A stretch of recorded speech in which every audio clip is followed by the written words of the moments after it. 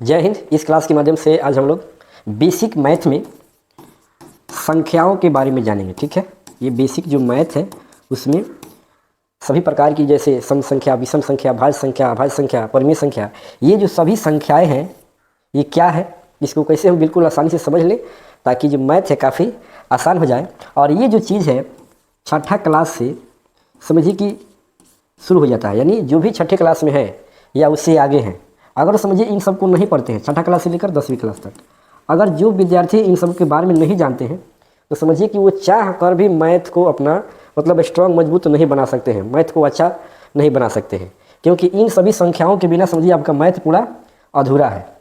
और ये बार बार बीच में दिक्कत करता है, जिनको पता नहीं है कि सम संख्या क्या है, बीच में आ गया कहीं भी टॉपिक में अगर आ गया तो समझिए उनको दिक्कत होना ही होना है। तो हम क्या करेंगे, एक एक संख्याओं को समझेंगे कि क्या है, और उससे पहले हम लोग जान लेते हैं कि संख्या पद्धति क्या है। ठीक है, तो ध्यान दीजिए, संख्या पद्धति अगर पूछा जाए कि संख्या पद्धति क्या है तो आप क्या बताइएगा, तो वहाँ पे हम बोल सकते हैं कि एक ऐसी पद्धति जिसमें विभिन्न प्रकार की संख्याओं एवं उनके मध्य यानी उनके बीच संबंधों एवं नियमों का क्रमबद्ध अध्ययन किया जाता है। यानी जो भी संख्याएं हैं उन संख्याओं के बीच में संबंध, नियम, ठीक है, का अध्ययन करना क्रमबद्ध यानी क्रमबद्ध तरीकों से एक सिस्टम से उसको जो हम अध्ययन करेंगे, जब सभी संख्याओं का अध्ययन करेंगे तो उस अध्ययन को हम क्या बोलते हैं, संख्या पद्धति कहते हैं। क्या कहते हैं, संख्या पद्धति।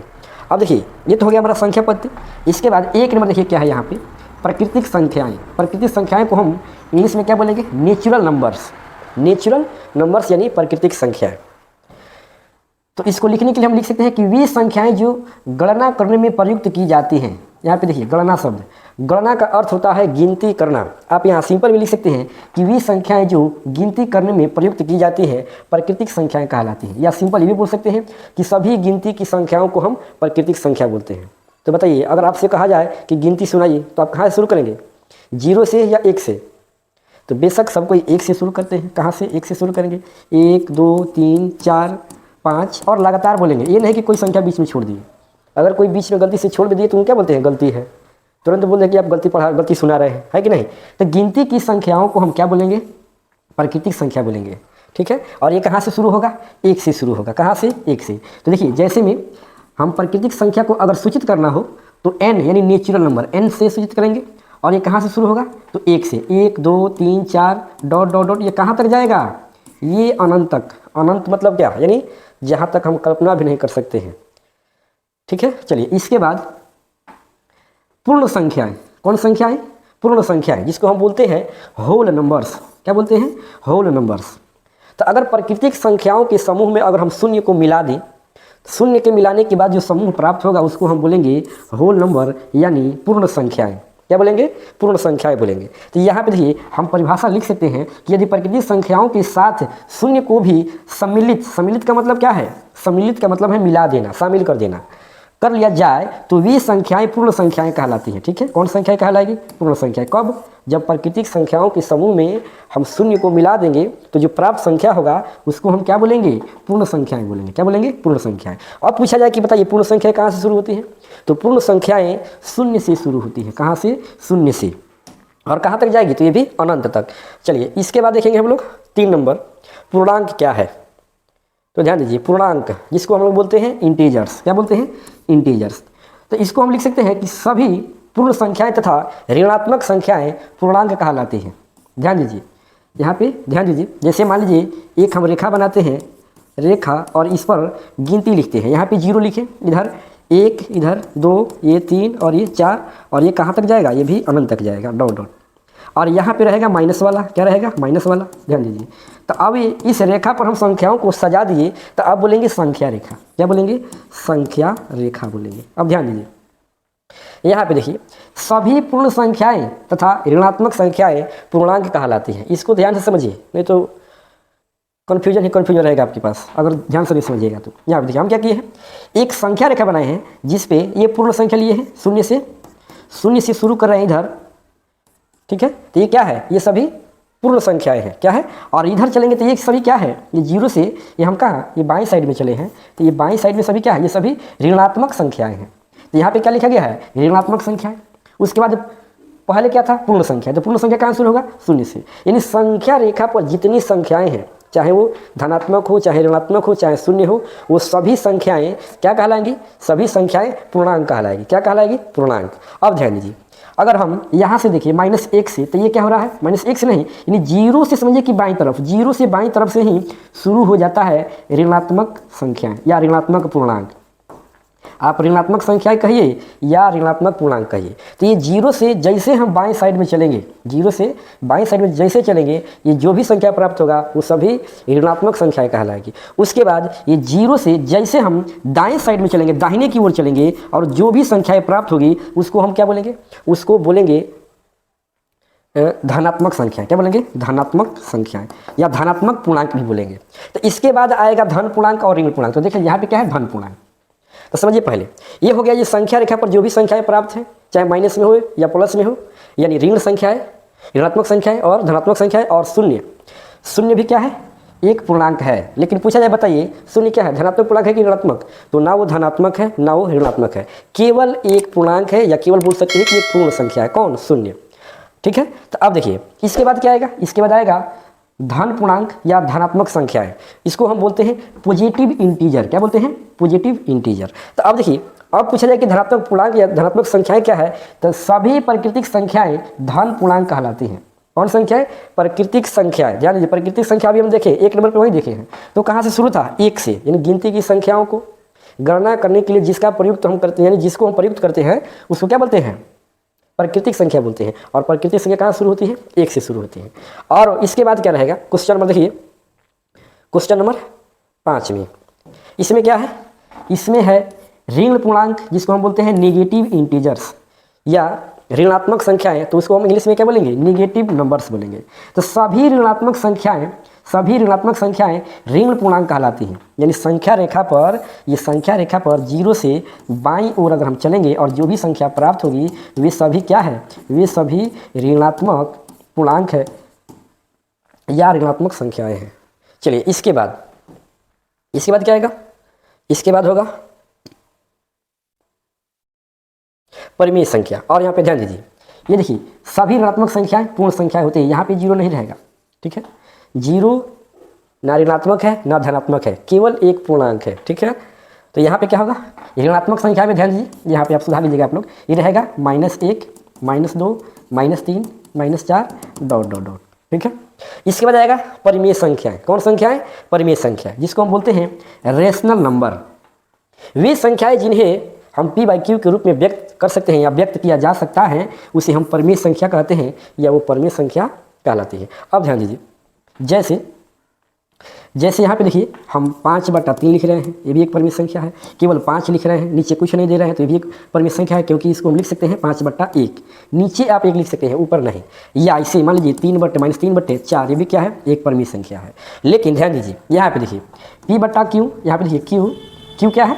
q परिमेय संख्या को सूचित करने के लिए हम q का उपयोग करते हैं। और यहाँ पे देखिए p/q बराबर कितना? p/q। और यहाँ पे जो है p तथा q पूर्णांक है और q = नॉट 0। इसका मतलब क्या है? इसका मतलब है कि q का मान कभी भी हम 0 नहीं रख सकते हैं, नहीं, q का मान 0 के बराबर नहीं है। जैसे मान लीजिए हम 0/2 लिख रहे हैं, ये 0 के बराबर होगा, लेकिन हम 2/0 नहीं लिख सकते हैं, क्योंकि ये क्या है? अपरिभाषित है। ये क्या है? अपरिभाषित। चलिए, इसके बाद हम क्या देखेंगे? इसके बाद देखेंगे अपरिमेय संख्याएं। कौन संख्याएं? अपरिमेय संख्या। तो परिमेय संख्या का उल्टा होता है अपरिमेय संख्या। इसको हम बोलेंगे इंग्लिश में इरेशनल नंबर। यहाँ पे बड़ा आर हो गया है, इरेशनल नंबर। तो वे संख्या, इसको क्या बोलेंगे? वे संख्या जिन्हें हम p/q के रूप में नहीं व्यक्त कर सकते हैं, यानी यहाँ पे देखिए क्या दिया है कि व्यक्त नहीं किया जा सके, अपरिमेय संख्या कहलाती है। जैसे मान लीजिए √2, √3, √5, ये सभी क्या है? अपरिमेय संख्या है। पाई भी एक क्या है? पाई जो होता है ये भी एक अपरिमेय संख्या है, और इसका मान क्या होता है? 22/7। यहाँ पे देख सकते हैं 22/7 है। तथा एक और मान होता है दशमलव में 3.14। ये लगभग में है, एग्जैक्ट नहीं है, लगभग में है। और ध्यान दीजिए, पाई एक अपरिमेय संख्या है, लेकिन इसका जो मान होता है ये 22/7 और 3.14, ये क्या है? ये परिमेय है। आप लोग याद रखिएगा, 10वीं क्लास में पूछता है। ठीक है, ये क्या है? परिमेय संख्या है। और ध्यान दीजिए, यहाँ पे जो है, जैसे मान लीजिए हम √2 लिखे हैं, √3 लिखे हैं, √5 लिखे हैं, √4 कहाँ चला गया? तो √4 देखिए एक परिमेय संख्या, ये अपरिमेय नहीं है। क्यों नहीं है? ध्यान दीजिए, ये रूट का मतलब क्या? रूट का मतलब है कि वर्गमूल निकालना, तो ये 4 का वर्गमूल होगा, यस होगा, जरूर होगा, क्योंकि अगर 2 गुने 2 करेंगे तो ये 4 होता है और जोड़ा लग रहा है तो जोड़ा से एक बाहर हो जाएगा, यानी 4 का वर्गमूल 2 होता है, 4 का वर्गमूल 2 होता है। इसलिए क्या है, ये एक परिमेय संख्या है, लेकिन 3 का वर्गमूल नहीं होता है, रूट 2 यानी 2 का भी वर्गमूल नहीं होता है, तो रूट 2 क्या हो जाएगा, एक अपरिमेय संख्या, ये भी अपरिमेय संख्या है। यानी जिसका वर्गमूल निकल जाए परिमेय, जिसका वर्गमूल नहीं निकले वो क्या है, अपरिमेय है। इसके बाद हम लोग देखेंगे अगला क्वेश्चन, देखिए सम संख्याएं, कौन संख्याएं, सम संख्याएं। तो देखिए वे संख्याएं जो 2 से पूर्णतः विभाजित हो जाती हैं सम संख्याएं कहलाती हैं। यानी वैसी संख्याएं जो 2 से पूरा विभाजित हो, यानी भाग देने पर शेषफल शून्य हो जाए, शेषफल क्या हो जाए, शून्य हो जाए, यानी 0 हो जाए, तो वैसी संख्याओं को हम क्या बोलते हैं, सम संख्या कहते हैं। ठीक है, तो क्या करेंगे, 2 से भाग लगाते जाएंगे करते जाएंगे, वो सब क्या होगा, वे सभी संख्याएं सम संख्या कहलाएंगी। क्या कहलाएगी, सम संख्या। और इसको हम क्या बोलते हैं, इवन नंबर्स बोलते हैं। क्या बोलते हैं, इवन नंबर्स। अगर कितना हूँ बड़ा संख्या मान लीजिए आपको दिया जा रहा है, कितना हूँ बड़ी संख्या हम दे दें और पूछिए बताइए सम है कि विषम है, तो उसके लिए एक देखिए एक ट्रिक बता रहे हैं आपको। अगर इकाई अंक 0 मिले, 2 मिले, 4, 6 फिर 8, इतना आपको केवल इकाई अंक देख लेना है। ये पांचों में से कोई एक अगर है इकाई के स्थान पे तो सम संख्या है। क्या है जी, सम संख्या है। ठीक है, क्या है, सम संख्या है।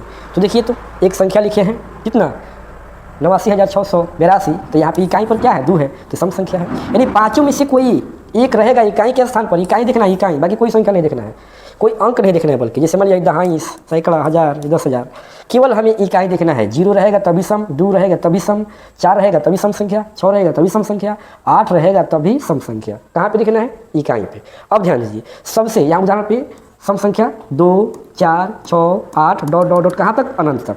और सबसे छोटी सम संख्या पूछा जाए तो आप क्या बताइएगा, 2 सबसे छोटी सम संख्या है।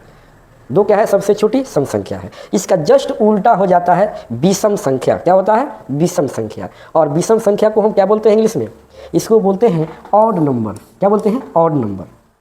और सम संख्या को इवन नंबर और विषम संख्या को ऑड नंबर।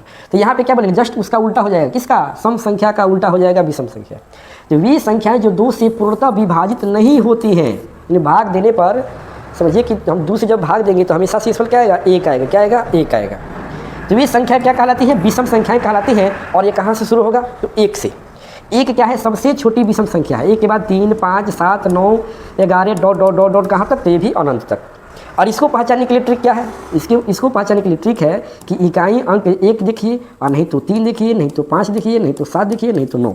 इन पाँचों में से अगर कोई एक संख्या यानी अंक इकाई के स्थान पर है तो संख्या क्या कहलाएगी, विषम संख्या होगी। वो संख्या क्या होगी, विषम संख्या। तो सम संख्या और विषम संख्या कितना ही बड़ा दिया जाए उसको पहचानने के लिए आप ट्रिक अपनाइए और फटाफट इसको बताइए।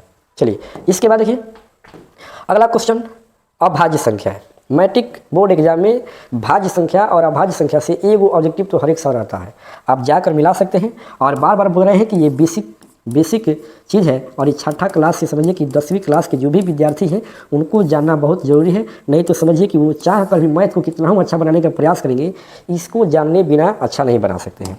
तो चलिए हम लोग क्या देख रहे थे, हम लोग देख रहे थे अभाज्य संख्याएँ, और इस अभाज्य संख्याओं को हम क्या बोलते हैं, प्राइम नंबर बोलते हैं। क्या बोलते हैं, प्राइम नंबर। परिभाषा इसका क्या देंगे, तो वे सभी संख्याएं जो एक एवं स्वयं के अतिरिक्त किसी अन्य संख्या से पूर्णतः विभाजित न हो अभाज्य संख्याएं कहलाती हैं। चलिए इसको ध्यान से पहले समझिए। वे संख्याएं जो एक एवं स्वयं के अतिरिक्त, यानी अतिरिक्त का मतलब क्या, यानी छोड़कर। जैसे मान लीजिए हम 9 ले रहे हैं। अब 9 को पता लगाना है कि ये भाज्य है कि अभाज्य, तो हम क्या करेंगे, तो नियम देखिए पहले यहाँ पे ध्यान दीजिए। यहाँ पे परिभाषा में क्या है कि एक एवं स्वयं के अतिरिक्त मतलब छोड़कर किसी अन्य संख्या से पूर्णतः विभाजित न हो, यानी उसमें भाग नहीं लगे पूरा, तब उसको हम क्या बोलेंगे, अभाज्य बोलेंगे। अगर भाग लग गया तब क्या कहलाएगा, तब भाज्य कहलाएगा। तो अब देखते हैं एक और स्वयं मतलब क्या, तो जो संख्या लिए हम क्या लिए हैं, हम लिए हैं 9, तो 9 क्या कहलाएगा, यहाँ पे स्वयं कहलाएगा। यानी 9 को अगर पता लगाना है कि ये भाज्य है कि अभाज्य, तो हम पहले इसमें 1 को छोड़ देंगे और स्वयं मतलब क्या, स्वयं मतलब ये जो संख्या लिए यानी 9, इसके अलावा अगर किसी अन्य संख्या से भाग नहीं लगेगा, यानी पूरा नहीं कटेगा, तो ये हो जाएगा अभाज्य। अगर भाग लग गया तब कहलाएगा भाज्य। तब भाग लगाइए तो 1 से भाग लगेगा तो इसको छोड़ देना है, फिर 9 को छोड़ देना है। यानी इन दोनों के बीच में देखिए जो संख्या ले रहा है वो और 1, इन सबको नहीं बल्कि इन दोनों 1 और जो संख्या लिए उसके बीच में देखिए किसी संख्या से भी अगर ये भाग लग जाए तब ये क्या होगा, भाज्य। अगर नहीं लगेगा तो अभाज्य। तो जांच कीजिए, तो 2 से नहीं लगेगा, 2 से भाग लगाएंगे तो 1 शेष आएगा, 3 से भाग लगेगा, फिर 4 से भी नहीं लगेगा, 3 से लग रहा है, 4 से नहीं लगेगा, 5 से नहीं लगेगा, 6 से नहीं लगेगा, 7 से नहीं लगेगा, फिर 8 से भी पूरा पूरा भाग नहीं लगेगा, केवल 3 से लग रहा है। यानी एक और स्वयं को छोड़कर किसी एक संख्या से भी भाग लग जाता है तब वो भाज्य कहलाएगा। अगर भाग नहीं लगेगा तो अभाज्य कहलाएगा। तो इसमें तो 3 से भाग लग रहा है, तो ये क्या है, भाज्य है। क्या है, भाज्य। और देखिए हम इसके बाद भाज्य संख्या ही पढ़ना है, जिसको हम कंपोजिट नंबर बोलते हैं। तो ये क्या हो जाएगा, ये हो जाएगा भाज्य संख्या। अब देखिए हमें अगर कोई अभाज्य संख्या दिखे ना, जैसे मान लीजिए 11 को पता लगाना है कि भाज्य है कि अभाज्य। तो हम क्या करेंगे, एक और स्वयं मतलब क्या, तो क्या लिए हम 11 लिए हैं। अब 1 और 11 के बीच में देखिए, 1 और 11 के बीच में क्या ये किसी संख्या से पूरा पूरा विभाजित होगा, पूरा पूरा कट जाना चाहिए, भाग लग जाना चाहिए, शेषफल 0 हो जाना चाहिए। तो बताइए 2 से भी भाग लगाएंगे तो पूरा पूरा नहीं कटेगा, 2 × 5 = 10, 1 शेष बच जाएगा, 11 में से 10 घटाएंगे तो 1 बचेगा, 3 से भी भाग नहीं लगेगा, 4 से भी नहीं लगेगा।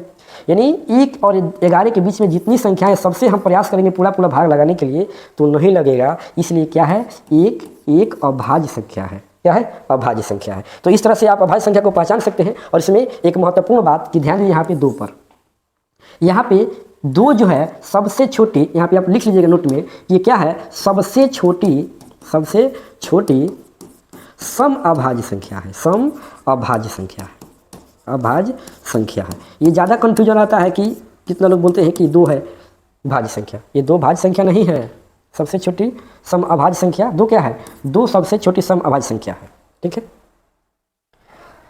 अभाज्य संख्या याद रखिए। और देखिए 1 के बारे में भारी कन्फ्यूजन आता है सबके साथ, कोई बोलते हैं भाज्य है, कोई बोलते हैं अभाज्य है। लेकिन ध्यान दीजिए, 1 ना भाज्य है ना अभाज्य है। ठीक है, 1 ना भाज्य है ना अभाज्य है, क्योंकि 1 जो है ये परिभाषा के अंतर्गत आता ही नहीं है, इसको याद रखिएगा। 1 ना भाज्य है ना अभाज्य है। ठीक है, यहाँ पे देखिए 2 क्या है, 2 सबसे छोटी सम अभाज्य संख्या है, क्योंकि जैसे 2 का अगर पता लगाना है तो हम क्या करेंगे, 1 और स्वयं। तो 1 और स्वयं यानी क्या, 2, इन दोनों के बीच में कोई संख्या है कि भाग लगा कर जांचे कि किससे कट रहा है। इसलिए ये क्या है, ये जो है, हाँ, इसलिए क्या है, ये सबसे छोटी सम अभाज्य संख्या है। ठीक है, लेकिन 1 जो है, 1 क्या है, न अभाज्य संख्या है न भाज्य संख्या है, आप याद रखिएगा। चलिए इसके बाद देखिए भाज्य संख्या तो दोनों क्लियर हो ही गया। और देखिए उदाहरण में ध्यान दीजिए आप लोग, उदाहरण में क्या है कि यहाँ पे देखिए 8 से शुरू हुआ है, 8 से शुरू नहीं होगा बल्कि ये शुरू होगा 4 से। कहाँ शुरू होगा, यहाँ पे आप लोग 4 से शुरू कीजिएगा। 4 जो है सबसे छोटी भाज्य संख्या है।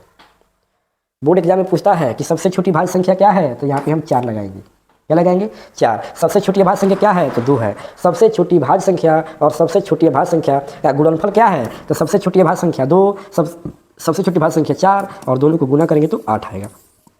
ये पूछा हुआ सवाल है। चलिए तो इसके बाद एक और हजारा है सह अभाज्य संख्या, सह अभाज्य संख्या, अभाज्य संख्या। तो सह अभाज्य संख्या किसे कहेंगे, वैसी दो संख्याएं जिनका HCF क्या हो, ये भी पूछता है बोर्ड में, 1 हो। क्या हो, 1 हो। वैसी 2 संख्याएं जिनका HCF अगर 1 हो तो उनको बोलते हैं सह अभाज्य संख्या। या ऐसे भी परिभाषित कर सकते हैं परिभाषा कि वैसी 2 संख्याएं जिनके बीच का उभयनिष्ठ गुणनखंड क्या हो, 1 हो। क्या हो, 1 हो। जैसे मान लीजिए 8, 9 भी क्या हो जाएगा, एक सह अभाज्य संख्या का युग्म होगा। 9, 25 ये भी सह अभाज्य संख्या का युग्म होगा, क्योंकि 9 और 25 का HCF निकालेंगे तो 1 आएगा। 8, 9 का HCF निकालेंगे तो क्या आएगा, 1 आएगा। इस तरह से हम लोग बेसिक मैथ में संख्याओं के बारे में जाने, जो क्लास 6 से लेकर यानी 6ठी क्लास से लेकर 10वीं क्लास तक के सभी विद्यार्थियों के लिए काफ़ी महत्वपूर्ण है।